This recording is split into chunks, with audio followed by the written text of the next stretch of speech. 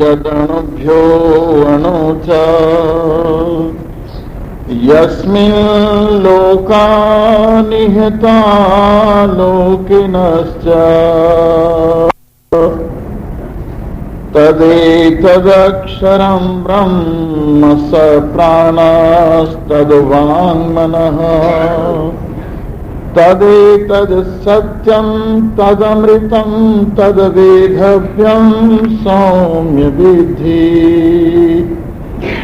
धनुर्गृहीत्वैपनिषदं महास्त्रं शरं ह्युपासानिशितं सन्दधीत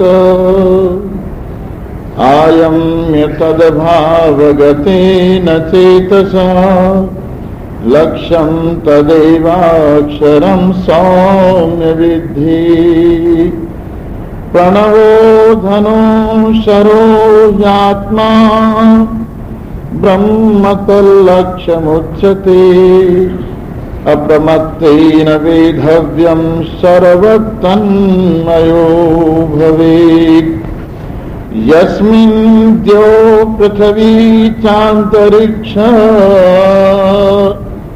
मोतं मनः सह प्राणैश्च सर्वैः तमेवैकं जानथ आत्मानमन्या वाचो विमुञ्चथा मृतस्यैष सेतुः।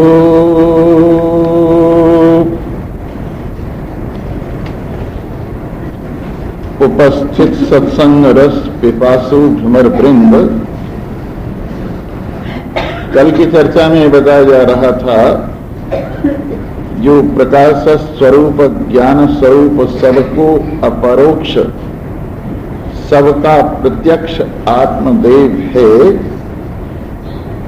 वो समय सन्निहित गुहाचर नाम से हृदय में विचरण करने वाले नाम से जीव नाम से सब में विराजमान है।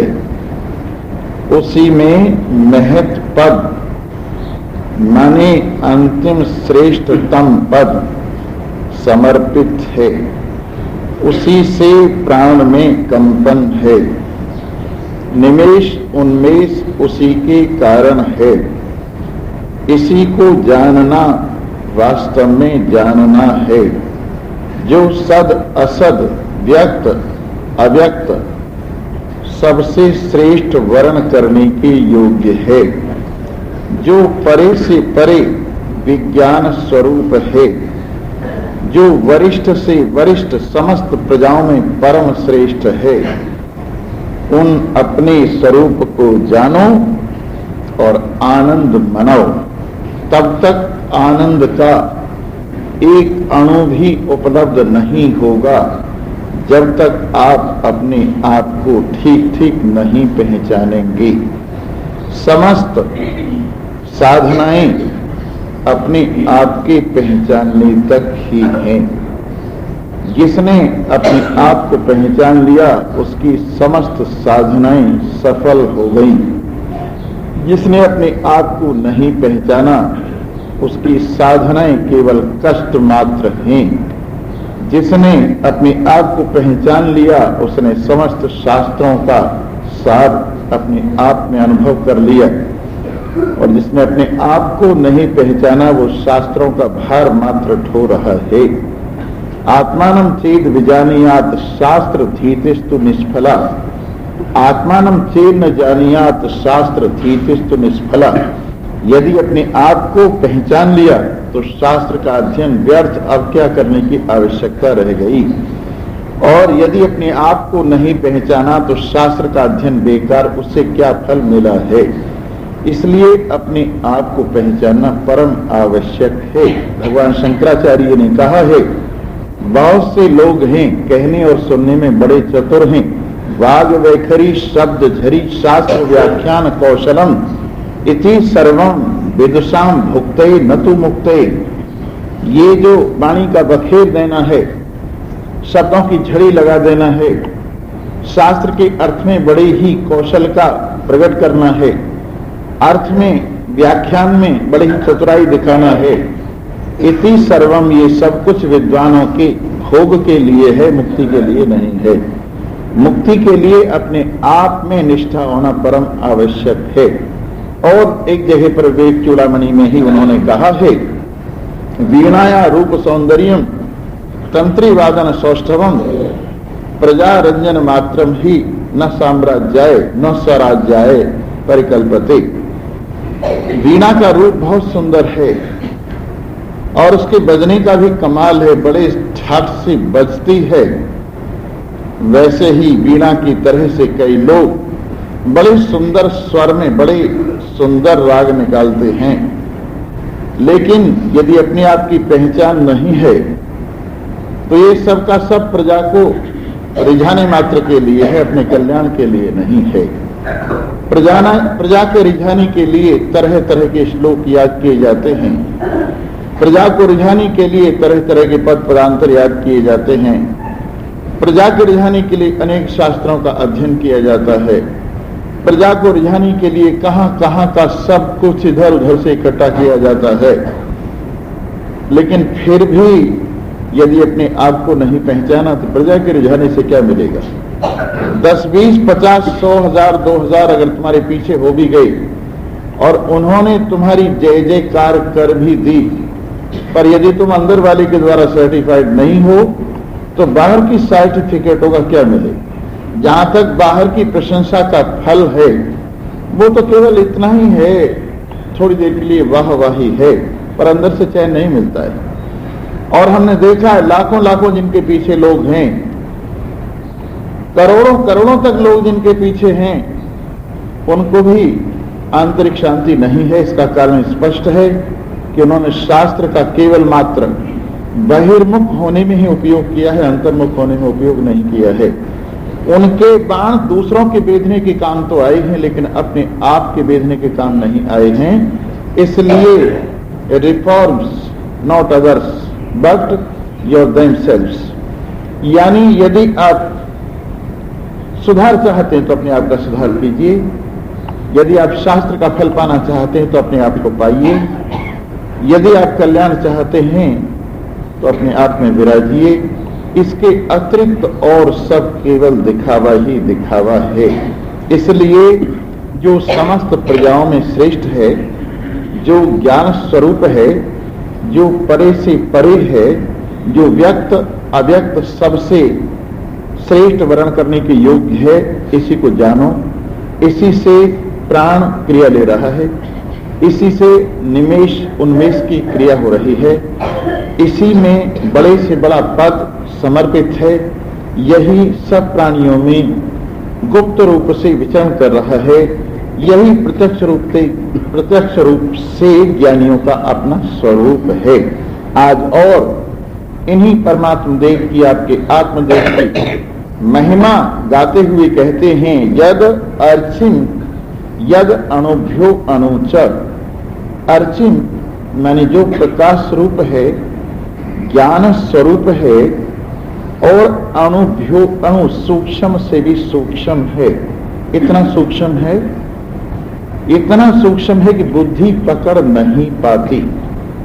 इतना सूक्ष्म है, कहना भी केवल मात्र इशारे से होता है। जैसे चंद्रमा को दिखाने के लिए शाखा का सहारा लिया जाता है कि देखो उस शाखा के नीचे को देखो, द्वितीया का चंद्रमा वहां निकल रहा है। जैसे द्वितीया के चंद्रमा को दिखाने के लिए शाखा का सहारा लिया जाता है, वैसे ही परमात्मा को समझाने के लिए शब्द का सहारा लिया जाता है।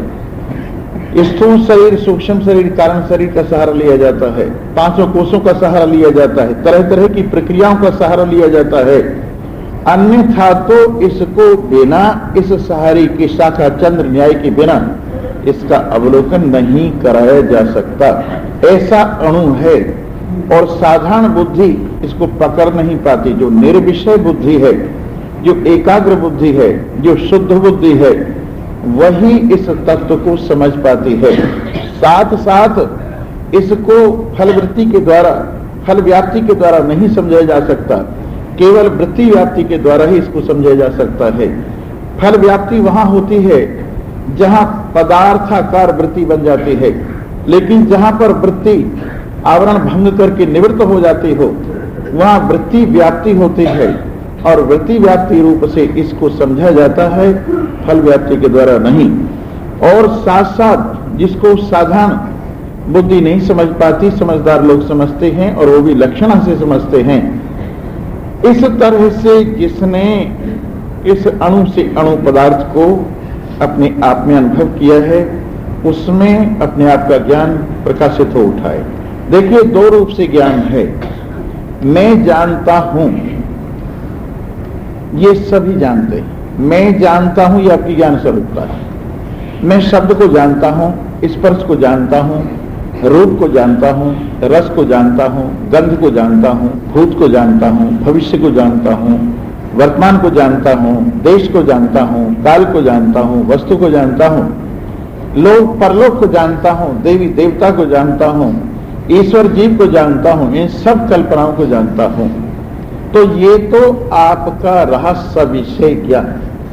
लेकिन जब कुछ भी नहीं होता विषय और तब आपसे पूछा जाए आप जानते हैं, तो आप कहेंगे जानने का विषय होता है तो जानता हूं, और जानने का विषय नहीं होता है तो भी जानता हूं। तो किसको जानता हूं? अपने को जानता हूं। अपने को जानता हूं कि मैं जानने वाला हूं, अपने को जानता हूं कि मैं ज्ञान स्वरूप हूं, अपने को जानता हूं कि मैं सदा उपस्थित हूं, अपने को जानता हूं मैं सबसे प्रिय हूं, अपने को जानता हूं मुझ में बंधन मुक्ति नहीं है। ये अपने आप का जानना मुक्ति का हेतु है, संसार का जानना मुक्ति का हेतु नहीं। आपने शब्द को जान लिया, इसमें आपकी ज्ञान स्वरूपता तो सिद्ध हो गई, लेकिन आप अगर यही समझते रहे कि शब्द ही सुख का हेतु है तो आप बंध गए। आपने स्पर्श को, रूप रस गंध को जान लिया, संसार को जान लिया, लेकिन उसको जैसा है वैसा न जानकर उसमें सत्यात्व बुद्धि कर ली और उसको ये समझ लिया कि इससे ही मैं आनंद पाऊंगा, तो आप बंध गए। ये जानना, साधारण जानना, लौकिक जानना, व्यावहारिक जानना काम चलाऊ है, लेकिन टिकाऊ नहीं और कल्याण का हेतु नहीं है। इसलिए ये जानकारी, इस जानकारी में आपकी ज्ञान स्वरूपता तो सिद्ध हो गई है, लेकिन अपने आप की जानकारी परम आवश्यक है और इस रूप से जानकारी होनी चाहिए। मैं ही जानने वाला हूं, माने ज्ञान स्वरूप हूं, सबका प्रकाशक मैं ही हूं और सब में मेरी ही सत्ता है और मैं आनंद स्वरूप हूं, सब में एक रूप से विराजमान हूं, निर्विकार निर्विषय रूप से विराजमान हूं। इस प्रकार से जिसने जाना है उसने ही जाना है। ऐसा ज्ञान स्वरूप आत्मा अणु से अणु है, सूक्ष्म से सूक्ष्म है और महान से महान भी है। ऐसा नहीं कि सूक्ष्म ही है, मैं तो महियान भी है, और जो चीज सूक्ष्म होती है महान भी होती है। कैसे भला? जिस तरह से बर्फ का ढेला वो आपके हाथ में आ जाता है और वही अगर पानी बन जाए तो आपके हाथ में नहीं ठहरेगा। इसका मतलब है सूक्ष्म हो गया। स्थूल रूप से पानी बर्फ बना हुआ आपके हाथ में आ गया, लेकिन जब वही सूक्ष्म हुआ तो आपके हाथ से निकल गया, लेकिन अब उसके लिए जगह बड़ी चाहिए, माने सूक्ष्म होकर महान हो गया। बर्फ के मुकाबले में जब बर्फ जल बनी तो सूक्ष्म हो गई और महान हो गई। इसके बाद उस जल को गर्म कीजिए, उससे वाष्प बन जाएगी और उसको बर्तन नहीं संभाल सकेगा। एक और जल वाष्प बन गया और दूसरी ओर महान बन गया। वैसे ही जो वस्तु जितनी अणु है उतनी ही महान है। ये परमात्म देव अपना स्वरूप आत्मदेव भी सबसे अणु है और सबसे महान है। अणुरणीयान महतो महियान, अणु से अणु है, महान से महान है। इतना सूक्ष्म है कि सब में रहता है और इतना महान है कि सब इसमें रहता है। यस्मिन लोका निहिता लोकिनश्च, लोक और लोकपाल सब जिसमें निवास करते हैं। अणु से अणु है और सबका आधार अधिष्ठान सबको अपने में लिए हुए है।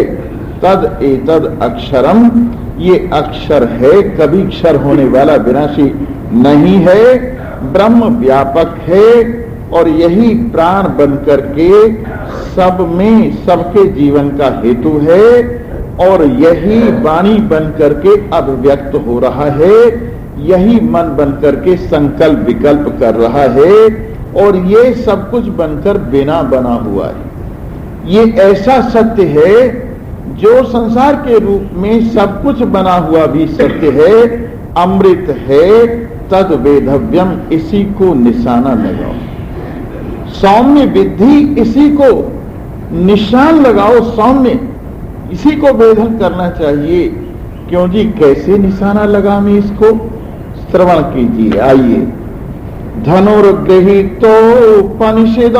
महास्त्रम शरम ह्योपासा निशितम संदधीत। उपनिषद का, वेदांत का धनुष ग्रहण करो।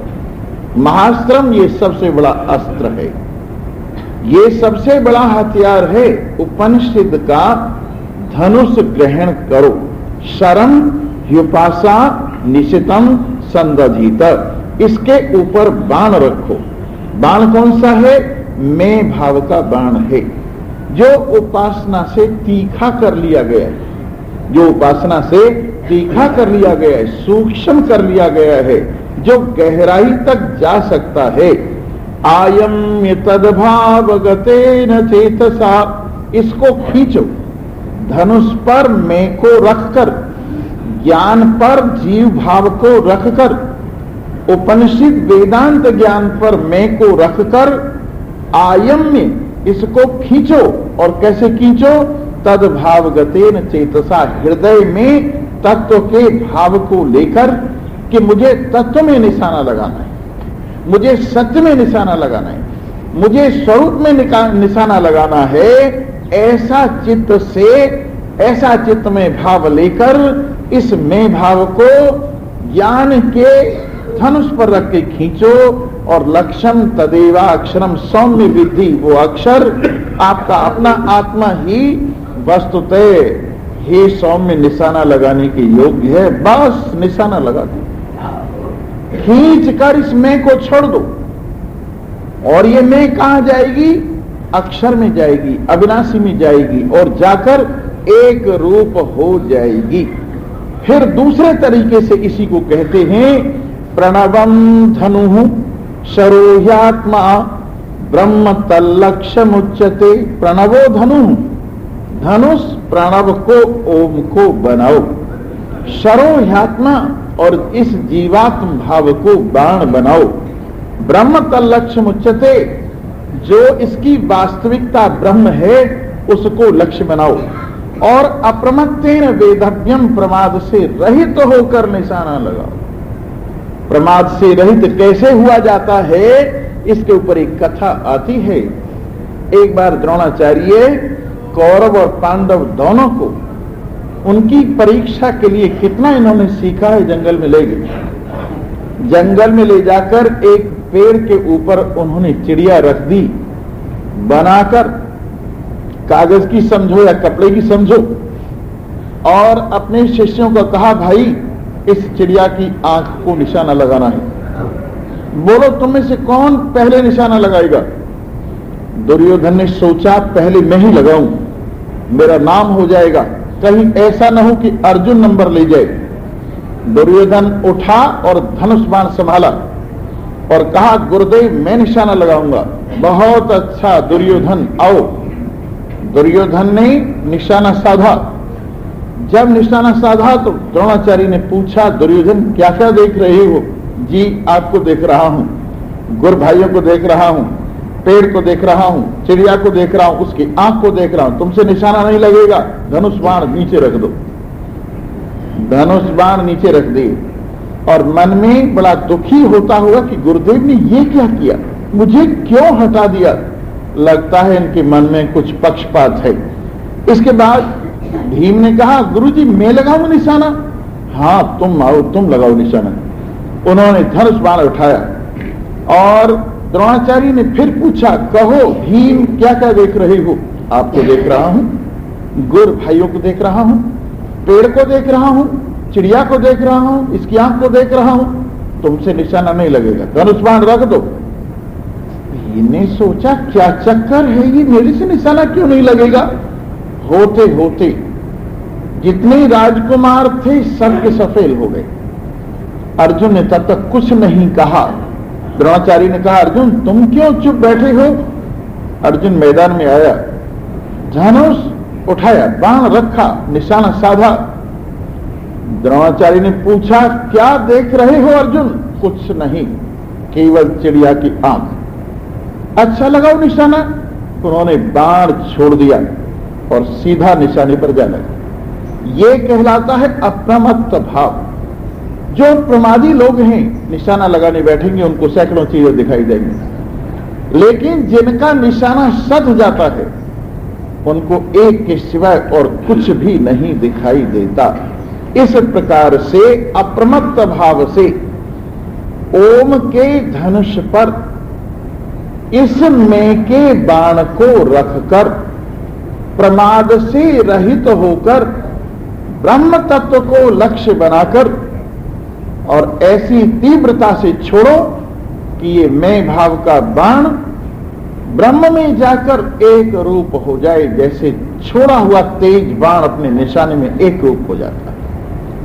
ऐसे जाकर एक रूपता प्राप्त कर ले भी मेरे मित्रों, ये अभी करना है, इसी समय करना है। फिर श्वास का पता नहीं कब आए कि न आए। मैं जानता हूं आप लोगों में से कोई कोई भाग्यवान है जो मेरी बात समझ रहा होगा, नहीं तो वो कथा यूं समझते ही कि चलो कथा कहीं किसी पुण्य लगने की जगह होगी जहां हमको पुण्य लग जाएगा, कुछ कहानियां होंगी, कुछ किस्से होंगे, कुछ गाना बजाना होगा, कुछ रोना धोना होगा, उसी को लोग कथा समझते हैं। लेकिन वो कथा नहीं है।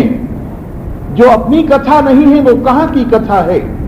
वो खोलने वाली कथा नहीं है। जो अपने आप को नहीं समझाती, अपने सिर पर किसी गैर का बोझ रखती है, अपने आप की डिबिया खोलकर मैं को नहीं दिखाती, वो कथा केवल कथा है और आम जनता इसी के पीछे पड़ी हुई है।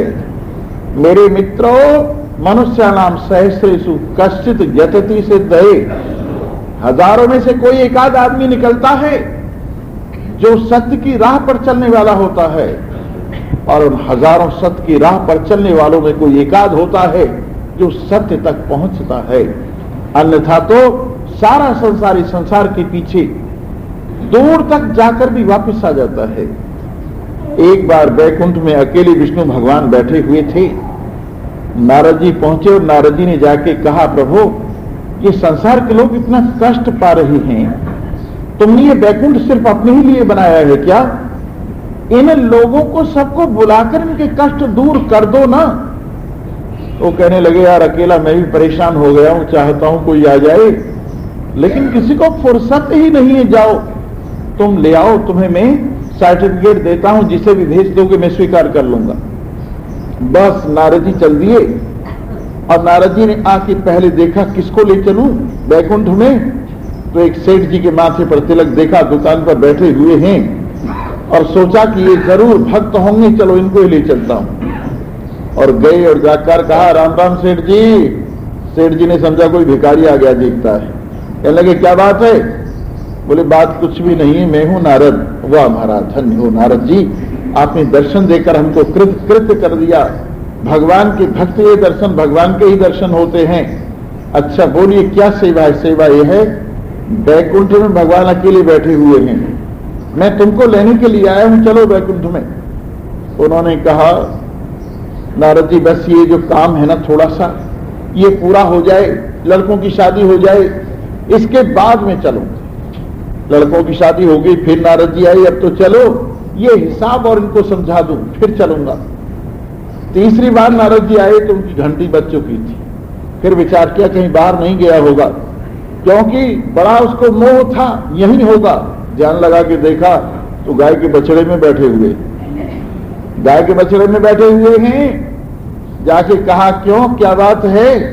अब तुम इंसान से पशु बन गए हो, कुछ ख्याल करो, चलने का विचार है कि नहीं? वाह वाह नारद जी, अभी तो गाय दूध दे रही है, अगर मैं चला जाऊंगा तो गाय दूध नहीं देगी, बच्चों का पालन कैसे होगा? तुम फिर आना। इतने में आए तो फिर जयराम जी की हो गई, बछड़े की। उन्होंने सोचा गया कहीं नहीं बाहर, ध्यान लगा के देखा तो कुत्ते में बैठे हुए। अरे कुत्ते बन गए तुम, अब तो चलो। बोले नहीं बाबा, ये बहुएं जो घर छोड़कर चली जाती है, सब सामान बिखरा हुआ रह जाता है, मैं इसकी रखवाली करता हूं। तीसरे नंबर पे आए तो सांप बने हुए थे। ये लोगों का हाल है इसी संसार में, ऊपर नीचे रेत की बाल्टियों की तरह से चक्कर खाते रहेंगे, लेकिन इससे मन हटा के नहीं देंगे। नारद जी ने विष्णु भगवान को कहा, तुम्हारी माया ने सत्यानाश कर रखा है, कोई भी यहां आने को तैयार नहीं है, सभी अपनी माया में ऐसे फंसे हुए, अपने परिवार में, अपने घर बार में ऐसे फंसे हुए हैं कि उनको छुट्टी ही नहीं है। आप ही चलो महाराज, सबके कष्ट दूर कर दो चल के। उन्होंने कहा, अच्छा तुम कहते हो तो चलो मैं ही चलता हूं। आके बैठेंगे जैसे आपके यहां सत्संग भवन में कोई आके बैठ जाए और कहा जाओ शहर भर को कह दो विष्णु भगवान आए हुए हैं, दर्शन करके कृत्य हो जाएं। बस जी समुदाय के समुदाय, माइयां भाइयां और सब बच्चे कच्चे चल दिए भगवान के दर्शन करने के लिए। जैसे ही गली में घुसे, एक दरवाजा था, वहां पर पैसों का ढेर लगा पड़ा था। बच्चों ने सोचा भगवान का क्या करेंगे, गर्मी का मौसम है, पैसे लो और आइसक्रीम खाओ। बच्चे तो पैसे लेके भाग गए। इसके बाद दूसरे दरवाजे पर नोट पड़े हुए थे। माइयों ने सोचा भगवान को क्या माथे से मारेंगी, नोटों से सारे काम सिद्ध होते हैं। वो नोट लेके दौड़ गई। आदमी आए तो तीसरे दरवाजे पर असरफियों का ढेर था। ओहो, सोना कितनी कीमती चीज है, सोना लेकर चले गए। एक आदमी चौथे दरवाजे तक आया।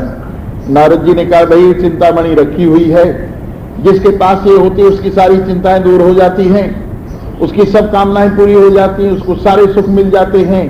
बोलो ये चाहते हो क्या? हाँ महाराज, मुझे तो यही दे दो, तुम अकेले ही जाओ। अकेले नारद जी ही विष्णु भगवान तक पहुंचे। तो ये संसार की माया मोह ऐसी है कि आदमी चलते चलते चलते चलते कोई एकाध ही पहुंचता है, नहीं कोई यहां गिरा कोई वहां गिरा, इसी संसार में रगड़ के रह जाते हैं। ये बात है मेरे मित्रों, किसी किसी की हिम्मत है जो इस संसार सागर में छलांग मारकर इसे पार उतरता है। नहीं तो किनारे पर ही कीर्तन कर रहे हैं, नारे लगा रहे हैं, इससे आगे बढ़ने की कोशिश नहीं कर रहे। लेकिन कोई कोई है जिसने प्रणव को, ओम को धनुष स्वीकार किया है और अपनी मैं को, जीव भाव को उस धनुष पर रखा है और परिपूर्ण वैराग्य के द्वारा खींचकर इस मैं को संसार की ओर से परमात्मा की ओर छोड़ा है, निशाना लगाकर। और जिसकी मैं परमात्मा के साथ ऐसी प्रविष्ट हो गई है कि अब नाम को भी द्वैत नहीं रह गया है, उसका जीवन सफल हो गया है।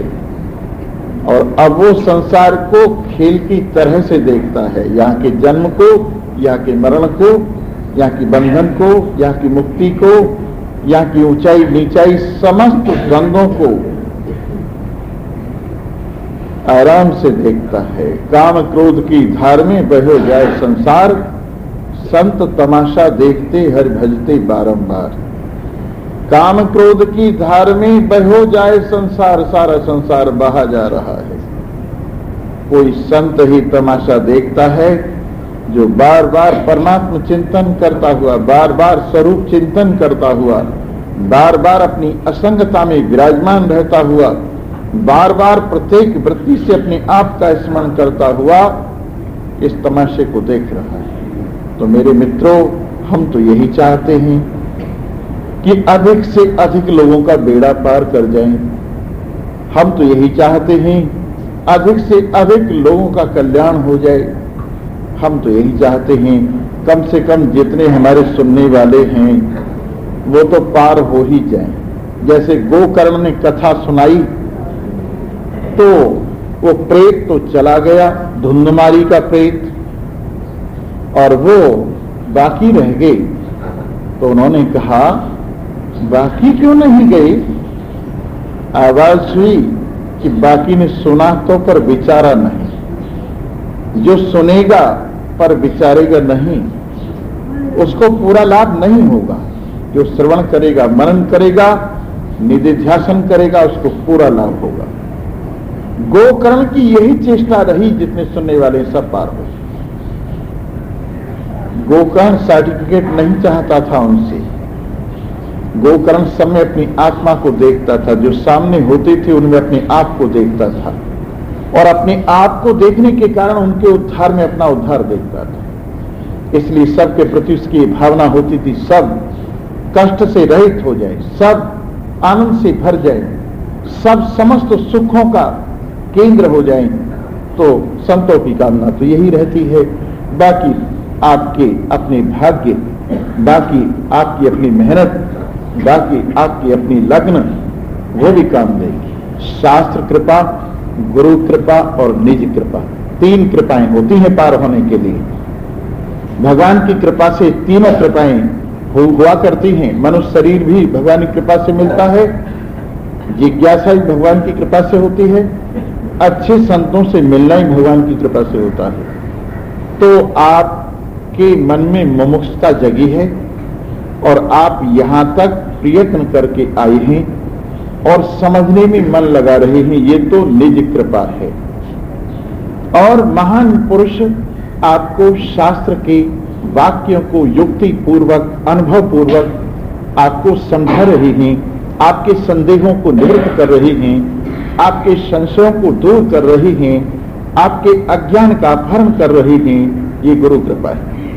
और शास्त्र कृपा है कि जिस शास्त्र को आप श्रवण कर रही, वो शास्त्र आपकी समझ में आई, वो शास्त्र आपको आप तक पहुंचे, ये शास्त्र कृपा है। तो ये सारी कृपाएं अपने स्वरूप में आकर एकत्रित हो जाते हैं। कितनी कृपाएं आप पर हैं, इतने पर भी आप लोग इसका लाभ न उठाएं तो अलग बात है। यस्मिन् द्यो पृथ्वी चांतरिक्षम ओतम मनः सह प्राणै च सर्वै तमैवैकं जानतात्मानं अन्या वाचो विमुंचथा अमृतस्यै ससेतो। जिन परमात्मा देव में द्यौलोक रखा हुआ है, जिन परमात्मा देव में पृथ्वी भी विराजमान है, माने जो परमात्मा देव इतने विशाल हैं, इतने महान हैं, सर्वत्र व्यापक हैं, सबके आधार हैं, सबसे बड़े हैं, उनमें जो लोग, पृथ्वी लोग, अंतरिक्ष लोग, मन, प्राण, सब कुछ रखा हुआ है, जो इन सब में ओतप्रोत हैं। तम एवेकम, उन एक को, जानत आत्मानम, उन अपने आत्मा को जानो, उन अपने आत्मा को जानो। देखो क्या रस है। मंगलाचरण में हम प्रतिदिन बोलते हैं, सहना भवतु सहनौ भुनक्तु सह वीर्यम करवावहै तेजस्विनावधीतमस्तु मां विद्विषावहै। ये कहो, हे करुणानिधान, हे त्रिलोकीनाथ, हे अखिल ब्रह्मांड नायक, हे घटघटवासी, हे सर्वांतरयामी, सहना भवतु, हमारी दोनों की कहने सुनने वाले की सुरक्षा हो, आपके द्वारा सुरक्षित हों। सह नौ अवतु, साथ साथ हम दोनों कहने सुनने वाले आपसे सुरक्षित रहें। कैसे सुरक्षित रहें? मन में विकार न आए, वाणी में विकार न आए, कर्मों में विकार न आए। हमारा मन आपके चिंतन से युक्त हो, हमारी वाणी आपके कथन से युक्त हो और हमारा कर्म आपकी सेवा से संयुक्त हो। इस तरह से हम दोनों सुरक्षित रहें। सहनौ अवतु सहना भवतु सहनौ भुनक्तु, हम दोनों कहने सुनने वाले, जो भी हमको आध्यात्मिक रूप से, भौतिक रूप से प्राप्त हुए, दोनों साथ साथ मिलकर भोग लगाएं, साथ साथ भोग लगाएं। सह वीर्यम करवावहै, इस भोग लगाने से हमें शक्तियां साथ साथ बढ़ें, हमें धैर्य साथ साथ बढ़े, हमें ज्ञान साथ साथ बढ़े, हमें बुद्धि साथ साथ बढ़े, हमें पुरुषार्थ साथ साथ बढ़े, हमें आनंद साथ साथ बढ़े, हमें एकाग्रता साथ साथ बढ़े। सह वीर्यम करवावहै, वीर्य माने शक्ति, सामर्थ्य साथ साथ उत्पन्न हो। ओम सहनाववतु सहनौ भुनक्तु सह वीर्यं करवावहै तेजस्विनाव अवधीतमस्तु। हम दोनों का अध्ययन तेजस्वी हो, मुर्दा न हो। ऐसा अध्ययन न हो जो फल न देवे, ऐसा अध्ययन हो जो फल देवे, ऐसा अध्ययन हो जो आगे के लिए बढ़े, ऐसा अध्ययन हो जो फैलने वाला हो, ऐसा अध्ययन हो जो कल्याणकारी हो। मां विद्वेषावहै, हम आपस में द्वेष करने वाले न, हमारे मन में द्वेष का बीज न जन्मे। ओम शांति शांति शांति। हम आध्यात्मिक रूप से शांत होवें, हम आधिदैविक रूप से शांत होवें, हम आज भौतिक रूप से शांत हो गए। इसी तरह से भद्रम कर्णे भी शृणुयाम देवा, हे दिशाओं के देवताओं, हम अपने कानों से भद्र सुने, कल्याण रूप सुने, अपने आप के बोध का प्रकाशक ज्ञान सुने। भद्रम कर्णे भी शृणुयाम देवा, भद्रम पश्चिम अक्षभिर यजत्राः, और हम अपनी आंखों से उस सुने हुए के अनुसार इस पूरे संसार में एक परम तत्व को देखें। जो हमने सुना है उसको हम अनुभव करें, देखें। जो हमने कान से सुना है उसको हम आंख से देखें, जो हमने ज्ञान से सुना है उसको अपने में अनुभव करें।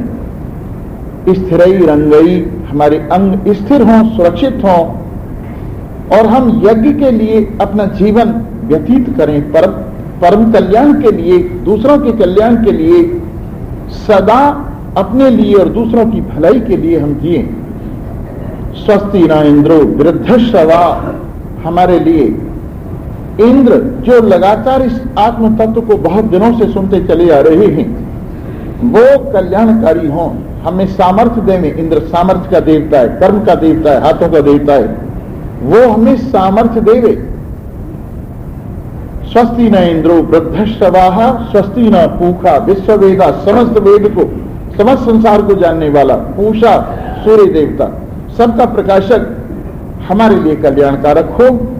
जैसे सूर्य सबसे अलग रहकर सबको जानता है, सबको शक्ति देकर सबसे अलग है, सबको जीवन देकर सबसे अलग है, सबको प्रकाश देकर सदा प्रकाश रूप है, वैसे हम सूर्य की तरह से सबका पोषण करते हुए, सबको प्रकाशित करते हुए, सबको दैदीप्यमान करते हुए सबसे असंग रहे। स्वस्ति न इंद्रो वृद्धश्रवाः, स्वस्ति न पूषा विश्ववेदा, स्वस्ति न तारक्ष्यो अरिष्टनेमि, जो समस्त कष्टों को दूर करने वाले गरुड़ वेद के रूप में जो विराजमान हैं, वो हमारे लिए कल्याण कारक हों, और हमारे लिए बृहस्पति वाणी के अधिपति वो कल्याण कारक हों। हमारे जीवन के अंदर कल्याण ही कल्याण बरसे। इस तरह से मंगलाचरण में प्रतिदिन हम कहते हैं, और भी आगे बहुत सा कहते हैं, वो आपने सुना ही है, वो आसान है। अब थोड़ी सी एक श्लोक के ऊपर थोड़ा सा और कहकर आगे बढ़ेंगे। जैसे शंकरम शंकराचार्यम केशवम बादरायणम सूत्र भास्कृतो वंदे भगवंतो पुनः पुनः। शंकराचार्य जो शंकर भगवान के अवतार हैं, और व्यास जो कृष्ण भगवान के अवतार हैं, विष्णु भगवान के अवतार है। शंकरम शंकराचार्यम केशवम बादरायणम, बादरायण माने व्यास, जो बदरायण के पुत्र हैं वो बादरायण। ऐसे व्यास जो विष्णु रूप हैं, उन दोनों को हम नमस्कार करते हैं। सूत्र भाष्य कृतौ, सूत्र ब्रह्म सूत्र के बनाने वाले व्यास जी, उसके ऊपर भाष्य के लिखने वाले शंकराचार्य जी, उन दोनों को हम नमस्कार करते हैं। ईश्वरो गुरुरात्मेति, जो ईश्वर हैं, गुरु हैं, आत्मा हैं, इष्टदेव हैं, मार्गदर्शक हैं, मार्ग पर चलने वाले हैं, तीनों रूप से एक ही पदार्थ हैं, उनको हम नमस्कार करते हैं। इस प्रकार से इस एक तत्व को जानने के लिए हमने क्या किया? अपने अंदर सामर्थ्य बढ़ाई, शक्ति बढ़ाई, और उस तत्व को जिसमें देवलोक, जिसमें पृथ्वी लोक, जिसमें अंतरिक्ष लोक, जिसमें मन प्राण सब कुछ विराजमान है, और जो सब में ओतप्रोत है, तम वैवेकम जानथ, उसी एक को जानो, उसी एक को मानो। आत्मानंद जो आपका अपना स्वरूप है, अन्या वाचो विमुंचथ, और वाणी छोड़ दो, और कहना सुनना छोड़ दो। इधर उधर की चर्चा में समय खराब न करो। कुछ पता नहीं है कब काल का वज्र पड़कर इस शरीर के किले को ध्वंस कर देगी। इससे पहले ही पक्के हो जाओ कि शरीर के निबटने से हम नहीं निबटते, शरीर के टूटने से हम नहीं टूटते हैं। देखो, शरीर में मोह करने से आदमी को कितना कष्ट होता है। इस शरीर के दुख दर्द, संसार के दुख दर्द अपने सिर पर आ पड़ते हैं, लेकिन थोड़ा सा अलग हो तभी कष्ट से छुट्टी मिलेगी। जन्मेजय ने, जो परीक्षित का बेटा था, जिसको तक्षक सांप ने डसा था, सांपों से बदला लेने के लिए सर्प यज्ञ किया। वो सर्प यज्ञ सफीनों एक जगह है, सर्प दमन हरियाणा में, वहां पर हुआ था वो यज्ञ। तो वहां पर जब ये यज्ञ हुआ तो तक्षक जाकर इंद्र के सिंहासन से लिपट गया। इंद्र का दोस्त था वो। मंत्र बोलते रहे, सर्प आकर अग्नि में जलते रहे।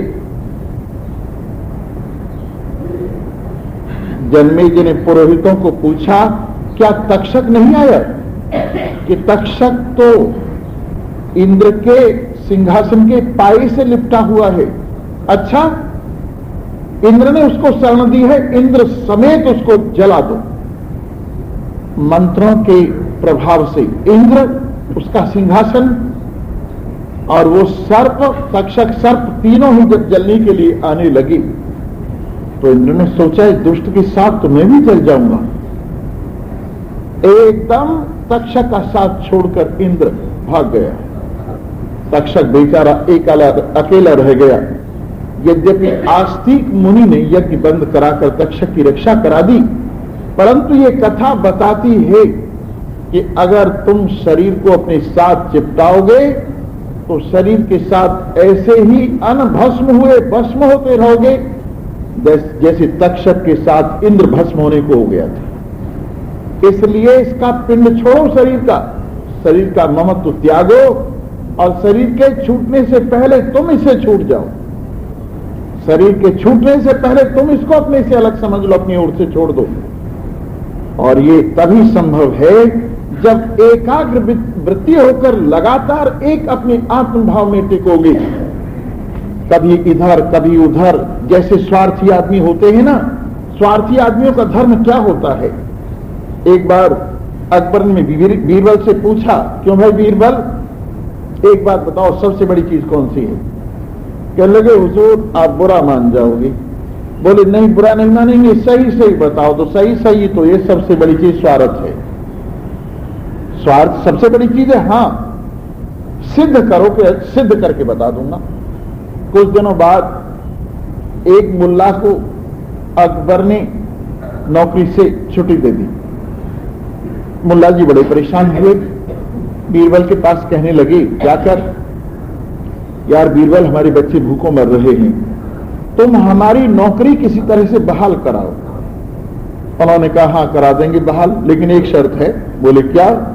सुअर का बच्चा चिपके से तुम लपेट के कपड़े में बगल में दबा के ले चलना, और जब मैं कहूं अकबर के सामने पेश कर देना, तुम्हारी नौकरी बहाल हो जाएगी। और उसने ये नहीं सोचा कि इससे वो कितना बुरा मानेगा, मुसलमान तो सुअर से वैसे ही चिढ़ते हैं, पर उसने लपेट लिया। पहले तो वो कहने लगा, मैं सुअर को छूं, न छुए तो नौकरी नहीं मिलेगी। तो उस बेचारे ने उसको कपड़े में लपेट के बगल में दबा लिया, और बीरबल के साथ अकबर के पास उसको मुल्ला जी को ले आए। और बीरबल ने इशारा किया तो उसने सलाम करके, लो जी। जब सामने पेश किया, कहने लगे, क्या है इसमें? कि जी खोल के देख लो। जब खोल के देखा तो सुअर का बच्चा निकला। अरे बदतमीज, ये क्या किया तुमने मुसलमान होते हुए, कहां से पकड़ लाए इसको? बीरबल कहने लगा, ये स्वार्थ है, ये स्वार्थ। जिसको छूना भी नहीं चाहिए उसको पकड़ के ले आए ना बगल में दबा के। कोई संसार के लोग इतने स्वार्थी हैं, कहीं से कोई इनको बता देवे कि तेरा बेटा जो है ना वो ठीक हो जाएगा, जो बीमार हो रहा है, तू ये काम कर दे, कुछ भी करवा लो, तेरे लड़की की शादी हो जाएगी, ये काम कर दे, कुछ भी करवा लो इनसे। तो संसार के लोगों का धर्म तो ये है। कल्याण कौन चाहता है? कोई कोई होता है जो कल्याण की ओर चलता है, नहीं